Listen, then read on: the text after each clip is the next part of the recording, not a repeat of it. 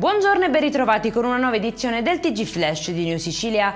In apertura il PD presenta un esposto in tutte le procure dell'isola sul bando per gli autisti soccorritori del 118. Nel mirino il ribasso anomalo del 99% e il caos del click day che avrebbe escluso centinaia di candidati. Si richiedono verifiche sull'intera procedura, accendendo un faro anche sulle assunzioni all'AST gestite con gli stessi metodi contestati. Già alla Canicattì, in provincia di Agrigento, dove è stato trovato il cadavere di un 35enne rimasto incastrato tra le lamiere di 2 camion. Le cause sono ancora da chiarire, in fase di acquisizione le testimonianze e le immagini di videosorveglianza per ricostruire quanto accaduto. Intossicazione da monossido al Palatenda di Zafferana Etnea nel Catanese.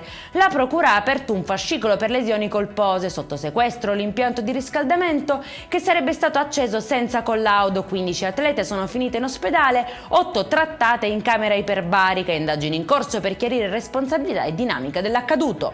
Intercettati all'aeroporto di Palermo nei controlli del 2025 oltre 526.000 euro non dichiarati. Le verifiche hanno portato anche a numerosi sequestri di droga e a oltre 75 kg di tabacchi di contrabbando destinati al mercato illegale.